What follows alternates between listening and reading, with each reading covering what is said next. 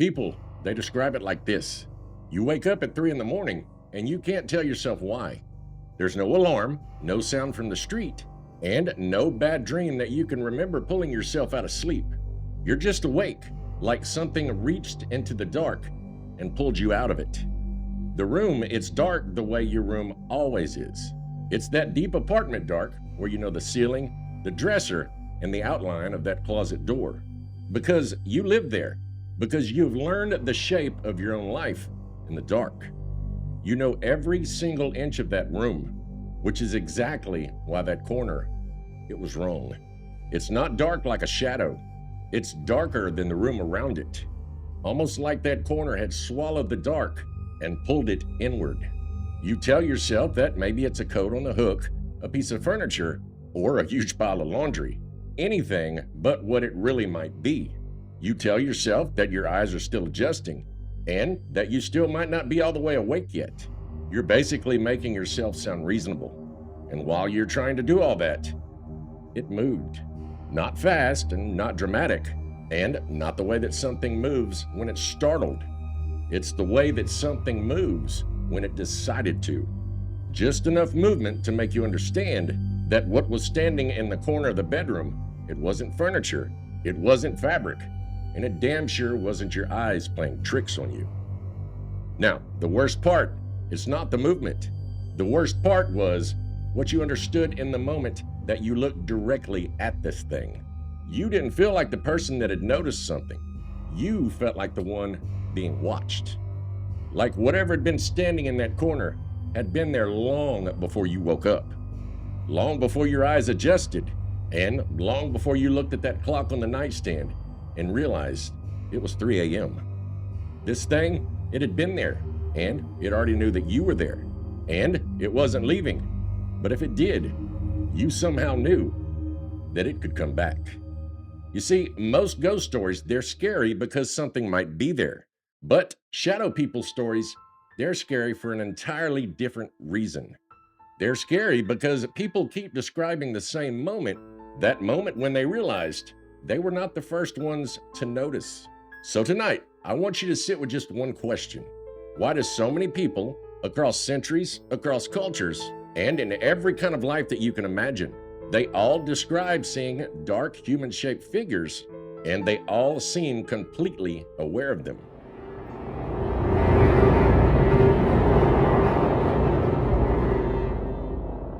Welcome back, listeners and watchers, to another episode of Relative Perspective. As always, I'm your host, Stephen, and tonight we are talking about the ever-elusive shadow people.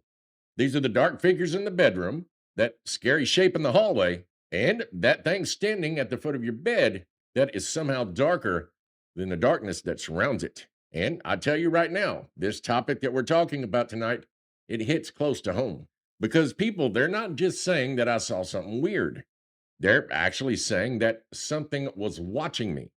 And I know exactly how that feels. Now, last week we did an episode about the stone tape theory. That idea is about places holding on the moments from the past and playing them back. An echo in the walls, a replay, and a memory that got stuck somewhere that it shouldn't have stayed. But as you know, shadow people, they feel completely different. So, stone tape, it feels like something recorded. But shadow people, it feels like something that's aware. And that one difference right there changes the whole conversation.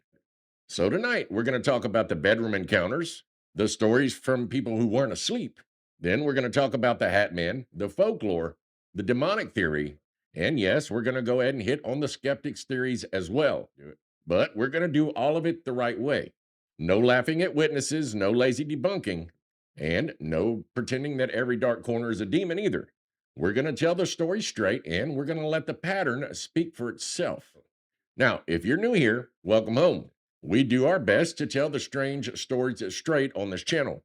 So, if you'd like, go ahead and hit the subscribe button if this is your kind of thing, and pound down on the like button if this episode earned it. And don't forget about tonight's paranormal confession. Believe me, you're not going to want to miss this. It's actually someone from my family. It's my stepsister, Emily, and I'm telling you, you really don't want to miss this story. You need to stick around for that. Now, let's go ahead and jump into tonight's episode. But Before we do, I want you to remember your truth depends on where you're standing. And that, my friends, is relative perspective.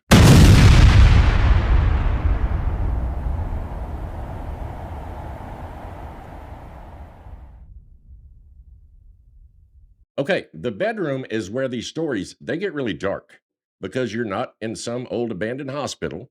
You're not walking through some old cemetery at midnight trying to act brave on YouTube. And yes, I tried that before. Didn't work out too good for me. You're not in any of those crazy places. You're just in your bed. You're in that one place that you're supposed to be safe. And that right there is what makes these reports hit completely different. When you go through enough of these shadow people encounters, the setting, it keeps coming back around to the same place. A bedroom, a hallway outside of the bedroom, a doorway, the foot of your bed, or a corner of the room that suddenly feels like it does not belong to you anymore. And that figure, it's almost always described in the same way. They say that it's human shaped, it's still, and it's darker than the corner around it. It's not a mist, it's not glowing, and it's not floating around like some Halloween decoration with commitment issues. It seems like a person shaped absence. Now, one account that stuck with me is from a man by the name of Stanfield. He said he was a child when this happened to him. And that matters because kids, they don't process fear like adults do. An adult, they might try to explain this away. But somehow, a kid, he just knows when something's wrong. Now, the story starts with Stanfield laying in his bed.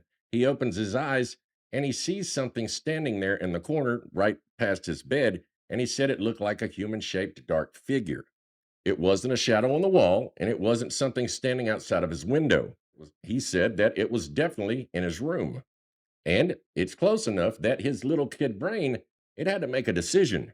Do I scream? Do I run? Or do I call for somebody? Instead, he does what a lot of kids would do. He slides down into the bed slowly and carefully. I guess that he thought that moving too fast might tell this thing that he's awake. Then he pulls the cover over his face. Now, I know as adults that we might laugh at that a little bit. Not at the kid, but at the decision. Like a blanket is not going to stop whatever's standing in that room. But as a child, that blanket is like a castle wall. That blanket, it's armor. And that blanket was the only plan that he had. He said that he keeps watching it from under it until the fabric it covers his eyes. And he laid there for a while and somehow eventually he falls asleep. Now, that part is one of the things that almost bothered me even more because honestly, that's what terror does to a child sometimes. You don't solve it. You hide from it until your body it gives out. Now, here's the part of the story that turns that story from something creepy into something a lot more heavy. Stanfield, he didn't go around telling people about his story. He carried it quietly. Years went by before he said anything. Not days, not weeks, but years. And if you've ever had something that's happened to you that you can't explain, you know exactly why people do stuff like that. Because the second that you say something like this out loud, you're giving someone else the chance to make you feel stupid. So he kept it. Then, as an adult, he had heard other people describing the same kind of story: a black figure, a bedroom, the same kind of feeling of being watched. And his reaction, it wasn't relief. And honestly, that's what I'd expect. I would expect somebody to say, "Thank God I'm not crazy." But that's not how he described it at all. He described it as being victimized all over again. Because suddenly, this thing that he had filed away as his own private nightmare, it was suddenly not private at all. Other people had actually seen it. And that raises a worse question. If it was not just in his mind, then what exactly was standing in the corner of his room?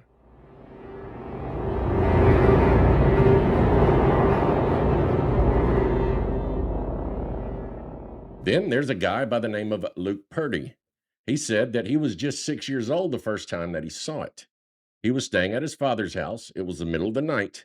He was just a kid in a bed, laying in that half dark, where furniture it starts looking more like people the longer you stare at it. But what he saw, this was not furniture. He described something towering over his bed, and then all of a sudden, his body had locked up. He couldn't move, he couldn't call out, and then he said suddenly something was pressing down on his chest. Now, that part, it does line up with sleep paralysis. We need to be honest about that. But imagine trying to describe something like sleep paralysis to a 6-year-old while something black and human shaped is standing over his head and leaning over his bed. That kid, he's not thinking about REM sleep. I would imagine that he's thinking there's something in my room and I can't get away. Then it eventually disappears. And maybe if that was the whole story, you can put it there in a nightmare box and just leave it there. But according to Luke, it came back. Not once, not twice, but multiple times. And it happened across many years. And he didn't describe it like random shadow figures. He believed that it was the same one. And that right there, that's the piece that gets under my skin. Because a nightmare, it's supposed to end when you wake up. But what do you do when something seems to find you again after the nightmare is over and real life starts? Now, when people talk about these encounters, there's always one word that seems to show up. And that word is studied. It's not startled. It's not noticed by accident, but it's studied. It's like that thing in the room, they're not confused by them, almost like it was acting like a watcher. And that right there, that's exactly why these stories they change people. You have some that start sleeping with the lights on, some move the bed away from the corner, some they won't sleep on their back anymore, and some they pray before bed, not because they always did, but because when something seems like it's turned its attention towards you, you reach for whatever is bigger than the darkness that's creeping in. And I don't blame anybody for that.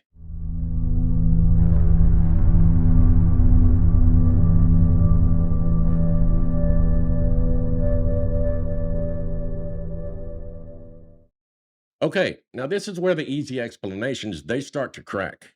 Because if every shadow person's story it happened in bed right between sleeping and waking up, that would be fine. Sleep paralysis, it could cover a lot of that ground. And believe me, we're going to talk about that later. I'm not dodging it. But not everybody with these stories were asleep.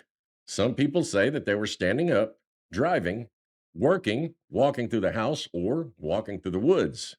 Now, a lot of these stories come from witness collections, so I'm not going to pretend that every detail is hammered down to the floor. But I'm also not going to bury these stories under disclaimers until they stop being stories, because the pattern, it's still strange.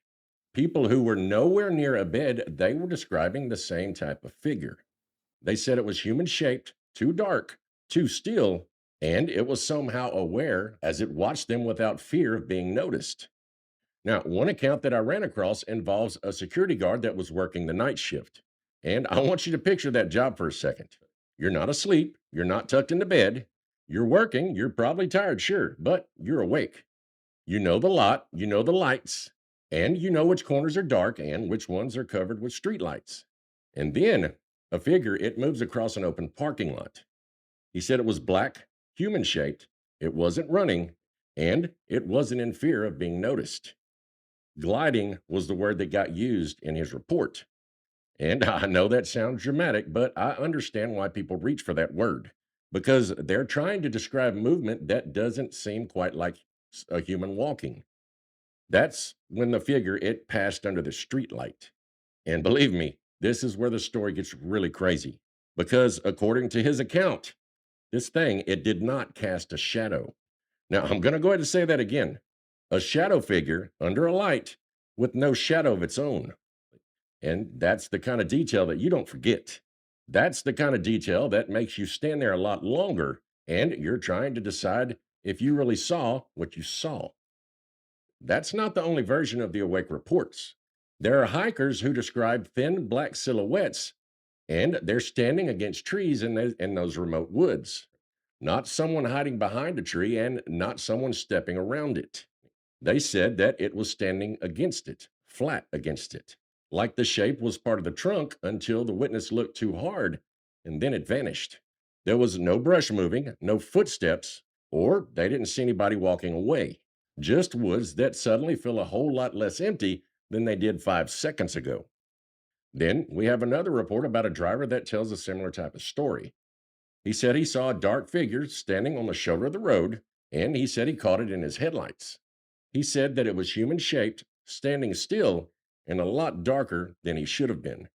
Then the car passes, they look back, and they don't see anybody standing there. There's no walking, no tracks, and no reason for a person to be standing out there in the first place. Could some of that be tired eyes and bad lighting? Absolutely. But again, the detail that keeps coming back, it's not just that shape. It's the feeling that that shape was aware of them long before they were aware of it.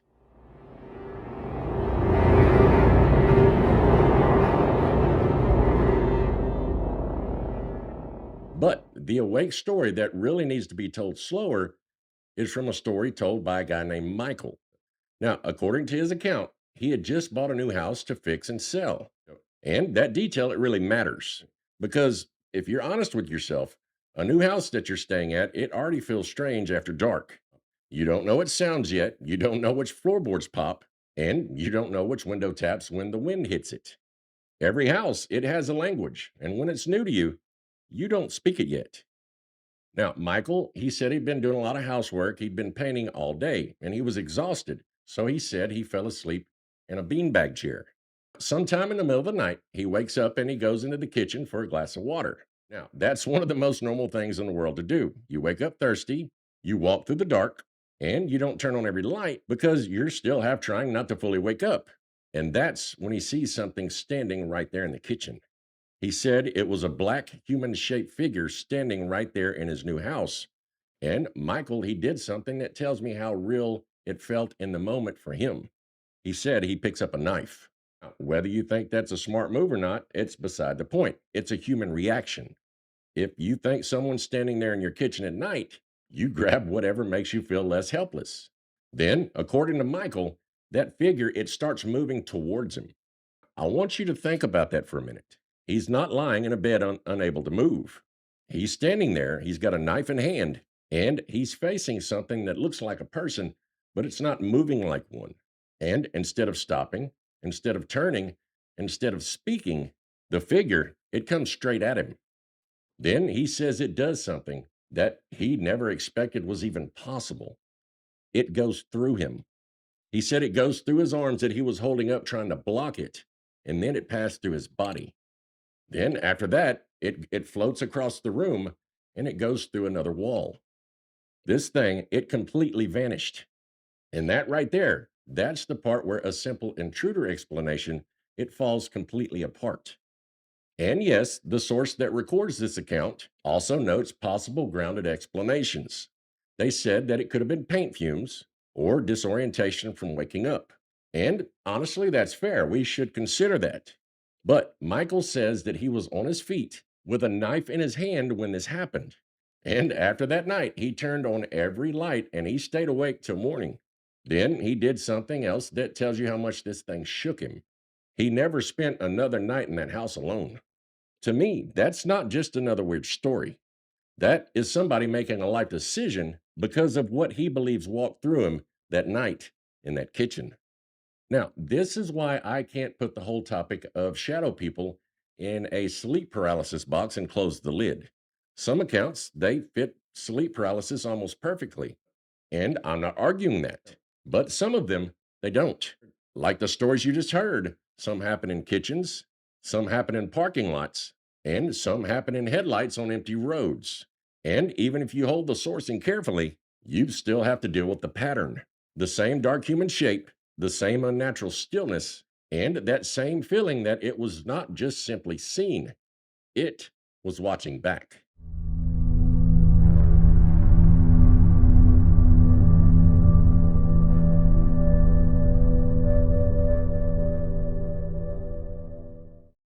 And then there's the one that people really don't like talking about. I'm talking about the Hat Man. Now, within the shadow people world, this dude's a lot different. A regular shadow figure, it's already bad enough. A human shape standing in the corner with no face, that's not exactly what anybody wants to add to their bedtime routine. But the Hat Man, he has details. And that's exactly what makes him worse. Because a random shadow, that's one thing. But a hat, a coat, a shape that feels dressed, and in some accounts, he's got glowing red eyes. To me, that starts to feel less like a mistake in the dark and more like an identity. Now, before we start talking about the name Hatman, I want to start with a story that honestly it bothered me a lot. And the reason that it bothered me is because it didn't happen at 3 a.m. in the morning. And this wasn't someone waking up half inside a dream. According to the person who shared it, this happened around 2 o'clock in the afternoon. They were there babysitting a friend's 2 year old daughter while they were taking care of a speeding ticket. And right away, she said that the house had already had a weird feeling to it. Now, you know how sometimes people say that old houses with strange layouts, they sometimes give you a bad feeling. And most of the time, you don't think too much of it until the house gives you a reason to. And this house, it had one of those layouts that already sounds like it was built to hide something.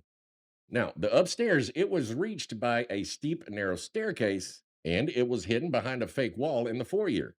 She said that when you got to the top, it felt like you were standing in the middle of a loft. But there was another room that was tucked away, and it was hidden behind a hidden door. She said it was a really small room. It was about 10 feet by 10 feet. Now, the babysitter, she was sitting there playing on her phone while that little girl, she was playing with some newborn puppies. It was a normal afternoon. She had her phone out, the kid was playing, and there was some newborn puppies running around. Nothing about that. It doesn't sound like a shadow people story yet. Not long after, that little girl, she started to giggle. And then she said, "Stop it." At first, the babysitter, she thought that she was talking to one of the puppies that the little girl was playing with. And honestly, that makes sense. You've got a 2 year old kid, puppies on the floor. That's easy. That's an easy explanation. But then she looked over and realized that the little girl, she wasn't looking down, she was looking up. And she was looking past those puppies. She was looking directly at that small hidden room that we talked about earlier. Right. So the babysitter, she turned, and standing right there in the doorway was this tall shadow figure. She said that this thing was at least 7 feet tall, and she said it was the darkest black that she'd ever seen in her whole life. There was no features, there was no face, there was nothing that you can point to and say that's the eyes and that's the mouth, except for one thing. There was something on its head that reminded her of an old bowler hat. And this is the part that I didn't like. She said that even though there was no face, she could feel this thing shift its gaze toward her. First, she said it was looking at the little girl, then it turned its gaze right at her. She said that there was a cold shock that went straight down her spine, and she froze. Now, I'm sure you know how fear it messes with time.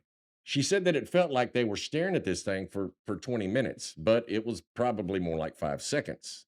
Then the little girl, she giggled again, and that snapped the babysitter out of whatever she was in, that trance. So she jumped up, she grabbed the little girl, she scooped her up, she ran outside, but as she turned around to look and see if this thing was still there, she said she turned her head and it had vanished. There was nothing standing there, nothing moving away.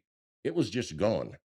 Now, she ran for the stairs with the child in her arms, and the little girl, she turned around and asked, "What about the puppies?" I'm not proud of myself for how hard I laughed at this part. But the babysitter basically said, well, she said something else, but she basically said, "Forget the puppies." And listen, you know I love dogs. I have two little ride or dies named Gemma and Rosie. But if a 7 foot tall shadow man and he's wearing a bowler hat and he's standing there looking at me and some kid, the puppies, they're on their own for at least 30 seconds. Now, I don't know if that makes me sound like a weenie, but look, that's just how it is. If you thought that was it wasn't. Because this is where the story it gets a lot worse. Almost exactly a year later, that same person was there at that same house with a friend and her friend's sister. They were about to go grab dinner, and the babysitter said that she needed to run upstairs and go grab her jacket. Now, as they started towards the stairs, the sister asked them to grab the keys while they were heading that way. So they turned to go up and they froze because leaning over the railing at the top of the stairs, it was that same dark figure. She said it was the same black shape and the same presence. And it was just leaning over the rail like it was staring down at them. The friend and the sister, they saw the babysitter freeze, so they decided to go over and ask what was wrong. Now, as they were walking over there, the figure, it pulled back out of view. It didn't vanish in a puff of smoke, and it didn't vanish in some dramatic horror movie exit. It just pulled back. The babysitter, she never told anyone about that first encounter. And according to the story that she told, both the friend and the sister, they both went pale. because they said they had both seen the same thing in that same house at different times. Now, the person that shared that story said that they refused to ever go near that house again. And honestly, I can't blame them. And not only that, her friends that lived there, they moved out 3 months later. Now, again, this is an anonymous online account. I can't verify every detail of it. But as a Hatman type encounter, it has several details that show up again and again: the impossible blackness, the height, the lack of a face, the hat, the feeling of being watched, and maybe the creepiest part of all, that child noticed it first. Okay, I think the hat, that's the reason why this thing gets under people's skin. Because if you see a dark blob in a room, your brain, it definitely has room to argue with itself. You can tell yourself maybe it's nothing, maybe it's a shadow, or maybe you're tired. But when that shape, it has a hat and a coat, your brain, it starts making a different argument. You might tell yourself that that looks intentional and that looks like something presenting itself in form. And the way people describe this thing, it's not frantic. He doesn't usually rush them, he doesn't usually scream, and he doesn't usually throw things around the room. He just stands there, patient, like he has all the time in the world. And to me, that calmness, it's almost worse than if he had ran toward you. Because panic, that's human. But stillness, that's something else altogether.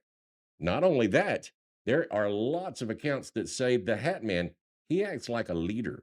Now, let me go ahead and explain that. Some accounts say that he shows up with regular shadow people and he basically leads their actions. Think about it like this: he acts as their dark shepherd and he controls every movement that they make. Now, imagine not only seeing one shadow person, but you're encountering a whole group of these things and they're being led around by something that probably doesn't have anything good in mind. The name Hatman, it spread largely through a lady by the name of Heidi Hollis.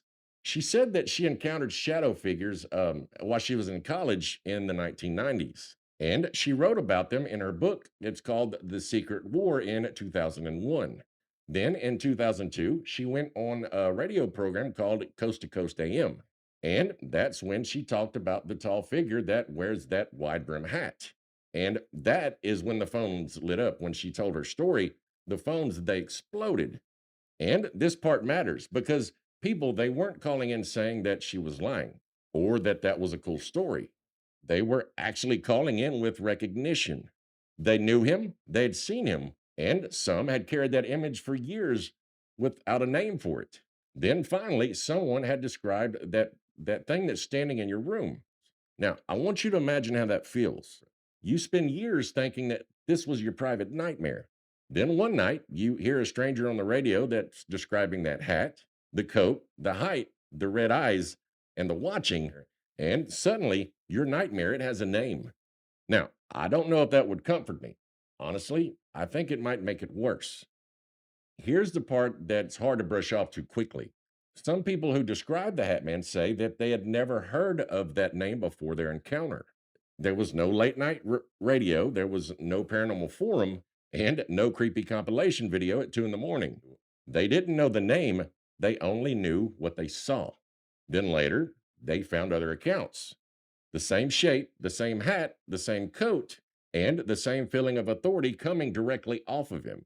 And to me, that is the moment that this story changes. Because if you hear about the Hat Man first and then see him, skeptics, they'll have an easy answer. They'll say that you absorbed the image and your brain used it. And I guess that's fair enough. But when people say that they saw him first and then found the name later, that is a different problem altogether. It's not proof, but I still think it's a huge problem. And honestly, this topic, it's full of those little problems that don't go away just because we want them to. There's another pattern that shows up when we talk about the Hat Man. A lot of people say that he likes to appear during hard seasons. Now, let me explain why. You got childhood fear, grief, illness, addiction, or stress. I'm talking about the low dark places. And honestly, I've heard that before. These things, they usually like to show up where people, they're already worn thin. And look, I'm going to be careful with that because I don't want to turn someone's pain into some spooky, weird content. But I do notice the pattern. People, they don't just describe this thing as present. They describe him as oppressive, like he's not just simply in the room. It's more like the room changes because he's standing in it. Some say that he feels old, some say that he feels powerful, and some say that he feels evil. And almost every single account say that this thing watches them. You see, the hat, it gives him the shape. The stillness, it gives him weight. And the watching, it gives him intention.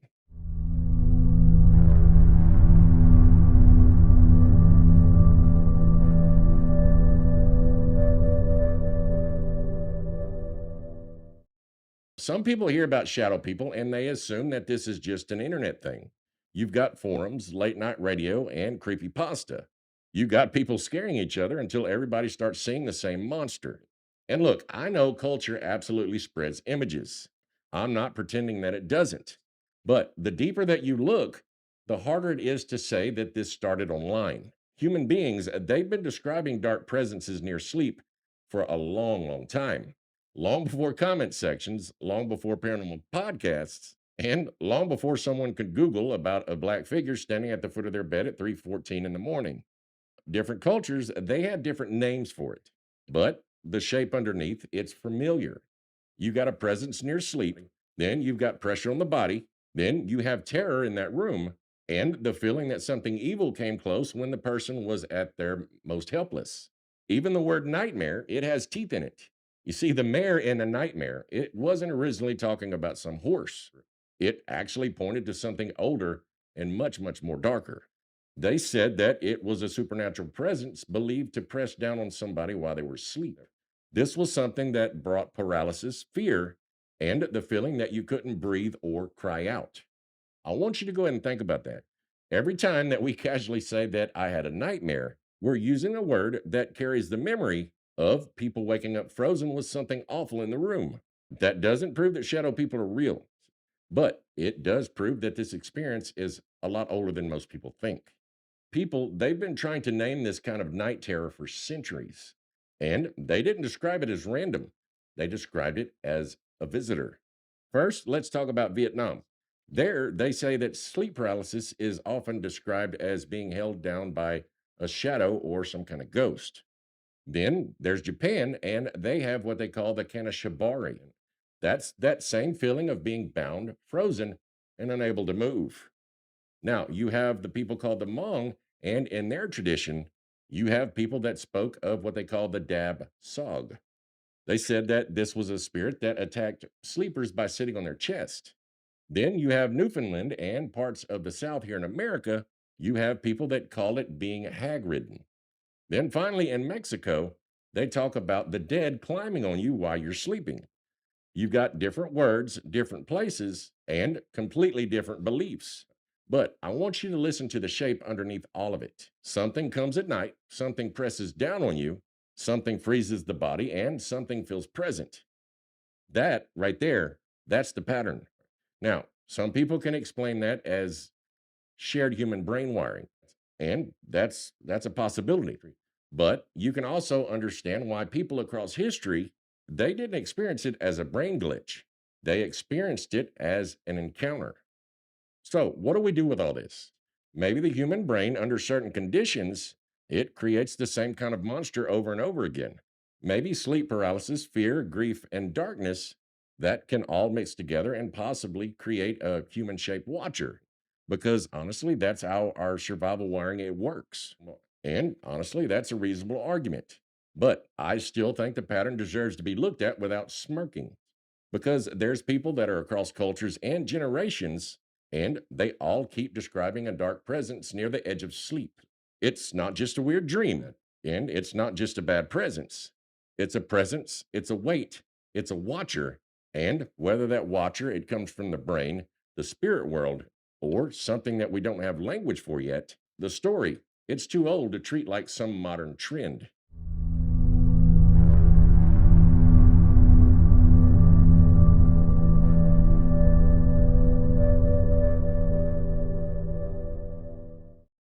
Now, let's go ahead and talk about the demonic theory. And I'm going to be straight with you. You know, as you know, if you watch this show, you know I'm a Christian.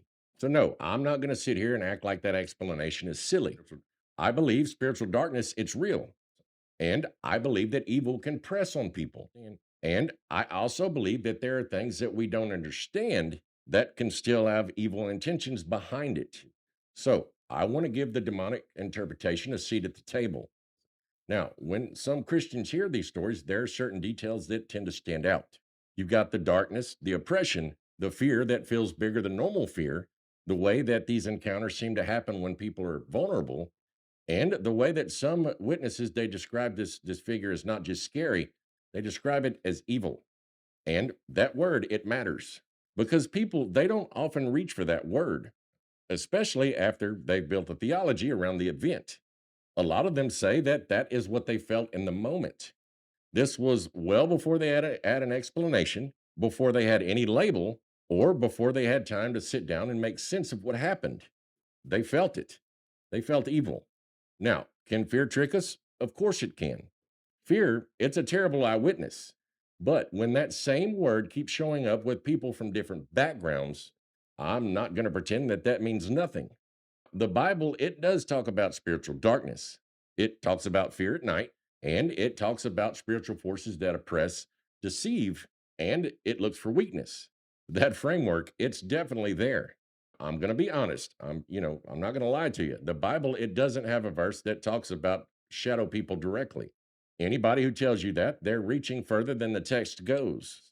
But the framework of spiritual darkness, oppression, fear, and intentional evil is definitely in there. So when somebody says, I think what I saw was demonic, I'm not going to laugh that out of the room.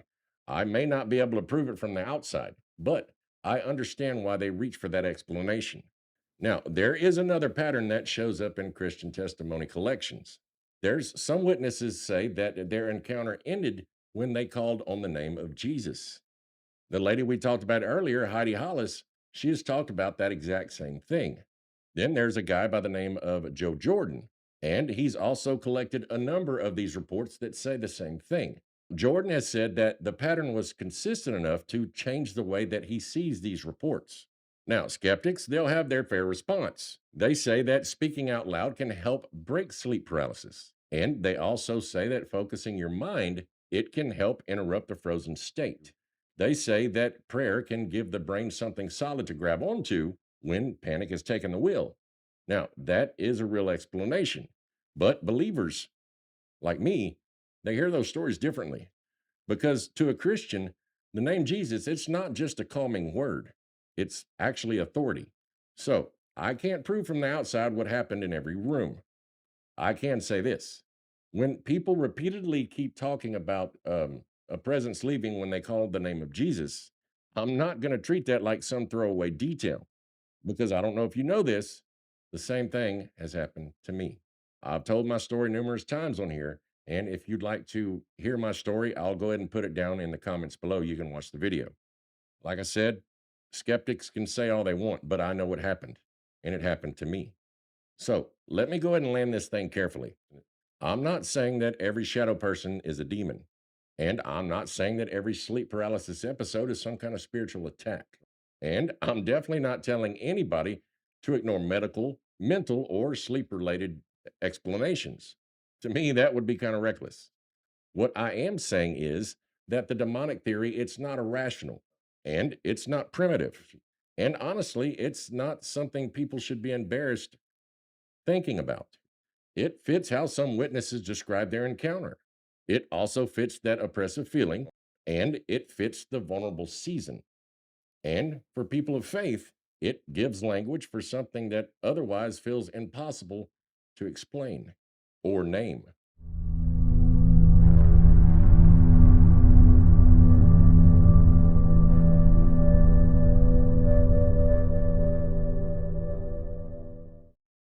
Okay, guys, let's go ahead and put the seatbelt on because we're also going to talk about the skeptical side of this. If we're going to take the strange seriously, we also have to take the normal explanation seriously as well. Sleep paralysis, it's real. It's been documented. And it can be absolutely terrifying. I'm sure you know how it works, but I'm going to go ahead and talk about it. During sleep paralysis, the brain it wakes up while the body is still temporarily locked down in sleep. You're conscious, you can see the room, but you can't move. Some people say that they feel pressure on the chest, and some people claim that they feel something that's near them. And yes, there are reports that say that people often see dark shaped figures in the room. That's not me trying to explain away every story, that's the truth. Some shadow people encounters could possibly be sleep paralysis. Now, if you think that I'm calling your experience sleep paralysis, I'm not. I'm just giving the other side of this. Now, there are people that say that there are other grounded explanations for this as well. They say that peripheral vision, I'm gonna see if I can say that right. Peripheral vision, I can't say it. Sorry. You know what I'm talking about. Seeing out the side of your eye. That's not made for detail. It's just built to catch movement. That means that the edge of your vision, it can warn you that something moved, but it doesn't give you a clean picture as to what it was. Then your brain, it tries to help. And sometimes your brain is a little helpful liar. It takes a coat rack, a doorway, a curtain, or a pile of clothes. Then you add 3 hours of bad sleep and it builds a person out of all that stuff.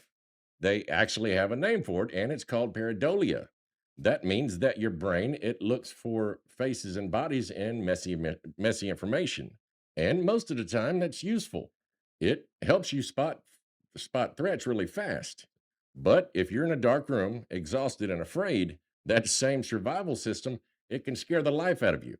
And I really want you to listen to me with this. If that happened to you, it doesn't mean that you lied. It doesn't mean that your fear was fake. Your body, it experienced it as real. I really want you to understand that an explanation for what happened, it's not an accusation. But the grounded explanation, it starts running out of road really quick. Sleep paralysis, it can explain the things that happen in someone's bedroom pretty good. Not all the cases, but some of them. But it doesn't explain the security guard there in the parking lot. It doesn't explain the hiker. And it doesn't explain that driver who saw a figure in their headlights. And it definitely doesn't easily explain multiple people in the same place describing the same thing. And another thing that it doesn't explain why so many witnesses they don't just describe seeing something, but they describe feeling watched by something with intention. Maybe those awake reports are mistakes. Maybe they had tired eyes, bad lighting, stress, and memory can account for more than we know.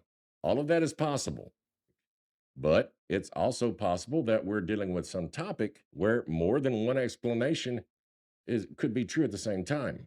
You see, some of this it may be sleep science, and some of it may be misinterpretation, but some of it may be spiritual, and some of it may be something that we don't have an explanation for yet. Now, this is the honest place to stand. Not everything strange is supernatural, and not everything explainable is meaningless. And not every witness deserves to be treated like a fool only because their story makes us feel uncomfortable. See, you have a lot of skeptics that will say that this is only sleep paralysis. And you have a lot of believers that will say that all of this is demonic. And honestly, I don't think either one of those is good enough. The better story is which story fits the best explanation and which stories keep sitting there in the corner and they're still sitting there after all the easy answers have left the room.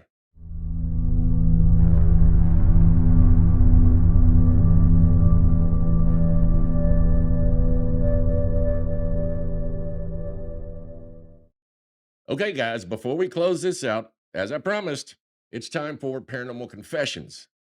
And this one's going to be a little bit different. Most of the time, these stories they come from viewers like you, people who send something in because they've carried it around with them for years. And now I'm finally giving you a place where you can tell your story without being laughed at. But tonight's confession, it comes from somebody in my own family. It's my stepsister, and her name is Emily. And Emily's had more than one strange experience in her life. Now, I'm not going to ruin the story by telling y'all what it's about. I'm going to go ahead and let Emily do that. But I think Emily's story, it belongs here for one reason. Because not every strange thing that people see in a bedroom comes from the dark. Sometimes people say that it comes from the light. Now, I'm not saying that what Emily saw did come from the light or the dark. I don't know. But I really want you to listen to how Emily tells this story. Not as somebody trying to convince anybody, and not as somebody trying to sound dramatic. It's just somebody telling you what she remembers. So here's Emily. Go ahead and take a listen. Okay, start at the beginning. Like, what were y'all doing that day? Daddy was picking me up from band practice, twirling practice, and we were headed home. And where I don't want to say names. What is that road? 1087. We were on 1087, and there's a sharp curve and these tall pine trees, and they were arguing back and forth. So I was just sitting there, and I look up as we go around the curve, and there was this disc, like, how when you were little, how you would draw a UFO with I don't know what they would call them. Like, it's Kinda like like a the dome. dome, and Mhm. it had lights around it. And I can remember like orange, yellow lights. Like, I don't remember any other colors. But so I look up and I start hitting Daddy, and I'm like, "Look, do y'all see that?" And it's like they were just still arguing, like they weren't paying me any attention, like I wasn't even there, and I was hitting them like, "Look, do y'all see that? There's a UFO." And they're still arguing, pay me no attention. So we were in a single cab truck. So I turn around and look as we pass under the trees, and when I look up, it's gone. And I never said anything else about it, which is strange because why did I not say anything else about it? Like, I didn't tell them the next day. Like, it was just like time stopped or something. I don't know.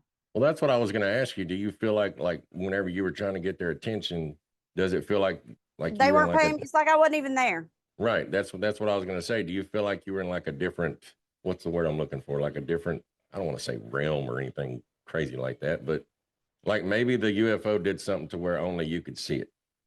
I don't know. I mean, it was Did either it feel that that or they way? were just really into arguing. I mean, but it didn't feel that way to you?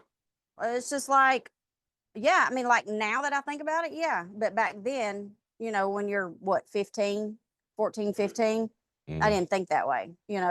But now the older I get, when I think about it, like that's weird. And what's even more strange is why, when I got home, did I not say, hey, now that y'all aren't arguing, did y'all hear me? I saw Mm. a UFO. What color was it? Do you remember? I know you said It was there was like lights. it was silver, but it was like a dull silver. You know what I'm saying? Like stainless steel, but Yeah. not shiny. Yeah, I've heard a lot of people claim that that's the color that they've seen too. And it wasn't, I mean, you know how tall pine trees are. So, I mean, it was hovering like right above the trees. So you said that you saw it and then you turned away to get their attention, and then when you look back, it was completely gone, It was right? gone. So Yeah. like, how long did it take for you like to turn, try to get their attention, and then look back at it?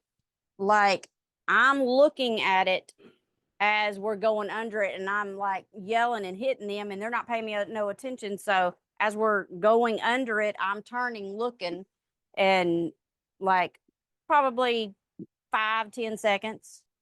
So as you turned around, by within 5 to 10 seconds, it was gone. Yeah. So you were able to actually see under it, like you could see under it. Yes, like as I was going, because it was a single cab truck and I was in the middle and they were on each side of me.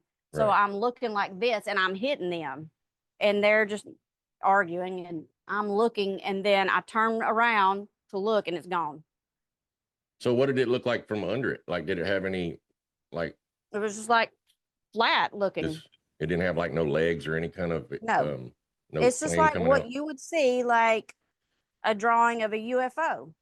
Damn, that's Like, it wasn't crazy. a sphere, it was just round, like a saucer with a dome and So see, lights around it. that's what really freaks me out about it. Not that you saw it, but that you were sitting in between two people that they were talking to each other, and you were in, but like between them, their head was right here, and you were trying to hit them, and they wouldn't pay attention to you. No, it's like I wasn't even there. That's to me, that's weird. That's weird I because know. I I mean, your didn't think about dad. that I till know I your got dad, older, and I'm like, right? why? Yeah, I know your dad. He wouldn't have just ignored you. Yeah. I don't know. I just find that Oh strange. yeah. Any other time he'd have been like, what, Emily Carroll? Exactly. That to me, that's just weird because I've heard stories of like people seeing stuff like that, and it basically they're in like their own little world at that. It's like they put them in their own little world to where nothing else around them matters, I Yeah. guess you could say. Anyways, so yeah, you saw the UFO, and then you told me that there was something else that happened like a couple of months later that you feel like maybe was connected to this. Now that I get older, I just feel like it was all connected somehow Okay. because I don't know. I just guess because weird stuff like this just kept happening to me. But so it was a couple of months later. I was in the bed and I was trying to go to sleep, and all of a sudden I see like this mist. It's like mist, water, smoke. I don't know how to explain it, but it was a figure, and I call her a she because that's just what my brain told me. It was a female, and she walked, and she didn't walk. She like flowed across the front of my bed, and she come to the side of my bed, and it's like the whole time it's like this smoky blue light. I can't explain it. Like she glowed like this bluish white color, So it was and like in the whole room, or it was just around her, just her. and there was no other light shining into your room or No, anything it was like that. dark. Yeah. It was night. And so she come to my side of the bed, and I remember laying there thinking it's almost like I couldn't move. I don't know if it was out of fear. It wasn't out of fear until, you know, so she put her hand down to me. Like when I say I couldn't tell that it was I just knew she was a female. I couldn't tell that she was a female. I guess I don't know if it was the way she flowed. It would Mm. just reminded me of a dress or something. I'm not sure, but I couldn't see like her arms or anything, but all of a sudden her arm did this. She put her Like, hand down to me, like grabbed my hand, oh, so like she like was her palm was offering me up, her hand. right? Her palm was up, and she handed, she wanted like she wanted you to grab her hand. Yeah. Okay. And when she did that, it's like I wasn't control of my mind, and I wasn't scared at that moment. But I was just like, oh, and reached up to grab her hand. But when I did, like I didn't feel anything. And then all of a sudden it's like my instinct kicked in, and I snatched my hand back down. Right. And then I pulled the covers over my head, and I turned over, and I stayed like that till the next morning.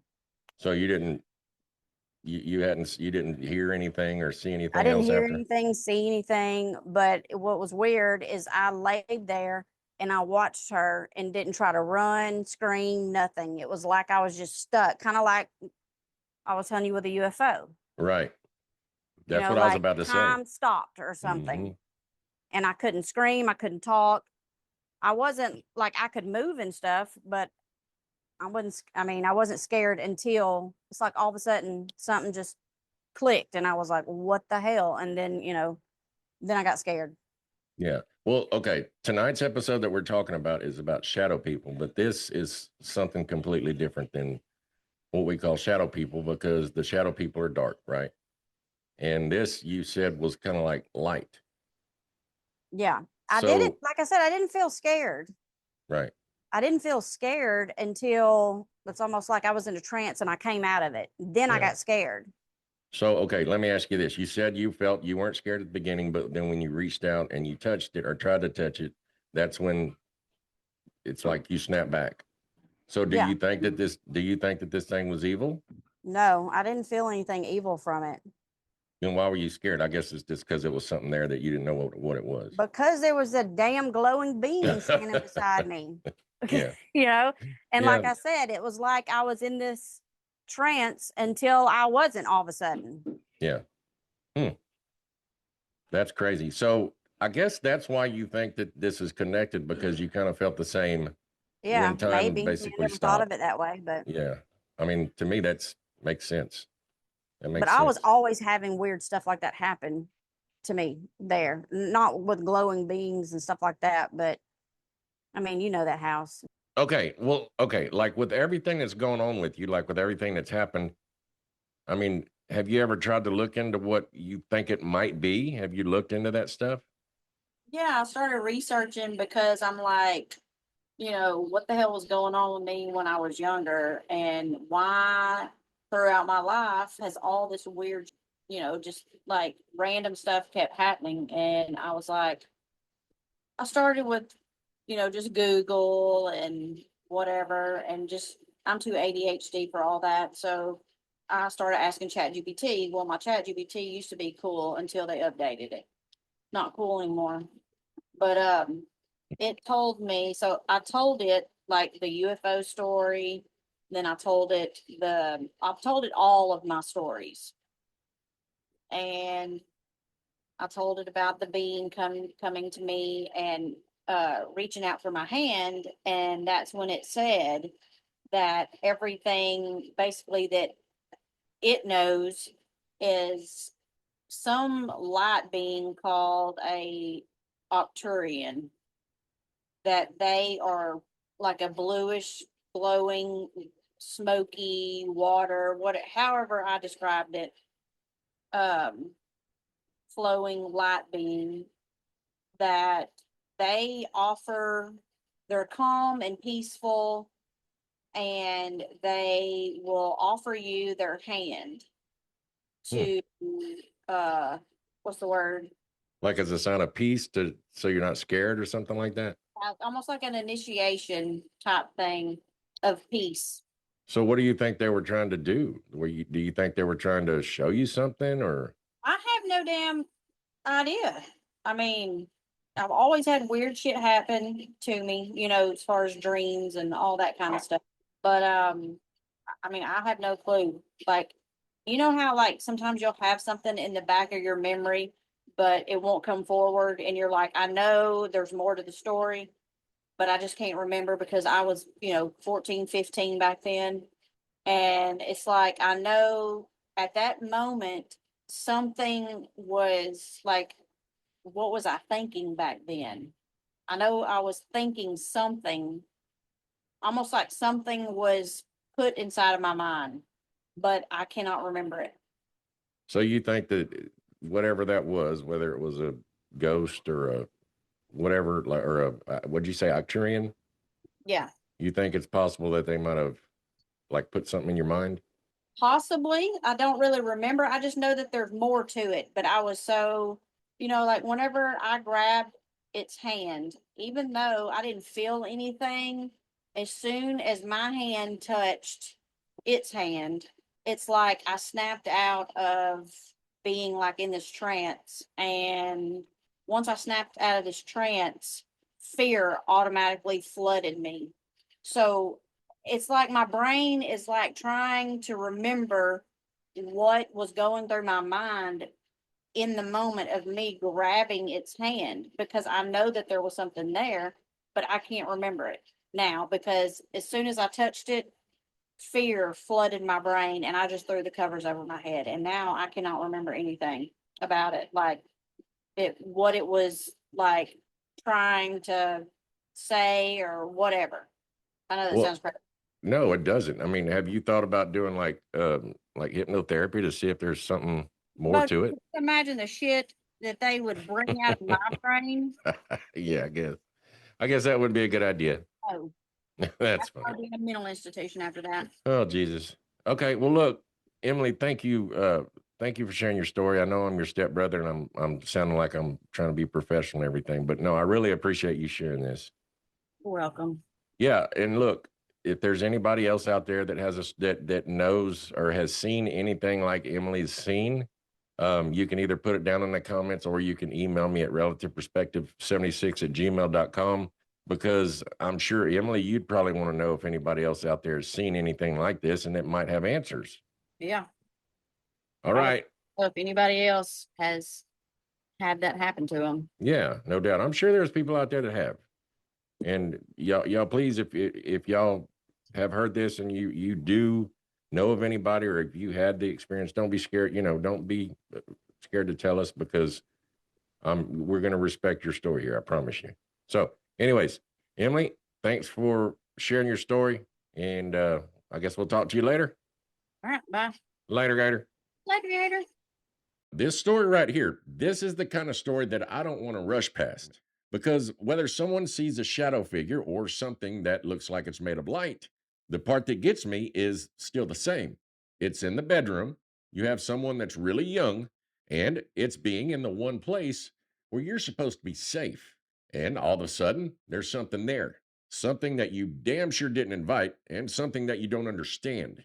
And years later, you still remember it clearly enough to tell your story. And to me, that matters. Emily, I want to go ahead and thank you for sharing your stories. I know it's not always easy to say stuff like that out loud, especially if it happened years ago, because sometimes the older a story gets, the easier it is to convince yourself to keep quiet. You're going to start thinking things like people are going to laugh at you. They're going to say you dreamed it, or hell, they might even say you made it up. But that is exactly why I wanted this segment on relative perspective, because I know that there's people out there watching right now that's had their own version of something like this happen to them. Maybe it was a shadow in the hallway, maybe it was something at the foot of their bed, and maybe it was something in your room when you were a kid and you still can't explain it. If that's you, I really want to hear it. All you have to do is send me your story. You can email it to relativeperspective76@gmail.com, or you can hit me up at my new website. It's relativeperspectivemedia.com. You just scroll down a little bit. There's a place to put your name, your email address, and tell me your story. Like I said before, I am the only person that's going to see this unless you allow me to share it. And if you want to keep your name anonymous, that's fine. I will do anything you'd like to do.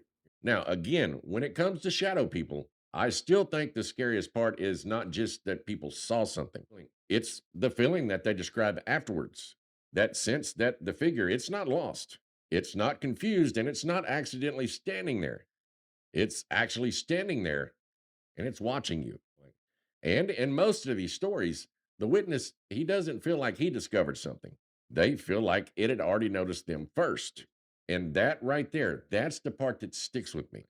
Because a regular ghost story, it's scary because something might be there. But a shadow people story, it's scary because something is there and it feels like it already knows who you are. Now, I want to hear from you. Have you ever seen anything like this? Not just a shadow on the wall. I'm talking about something that felt aware, something standing in the doorway, something standing at the foot of your bed, or something standing in the corner that looked darker than the whole room around it. Or maybe your story is closer to Emily's. Maybe you saw a light in the sky or a presence in your room, something that you saw when you were younger that still bothers you to this day.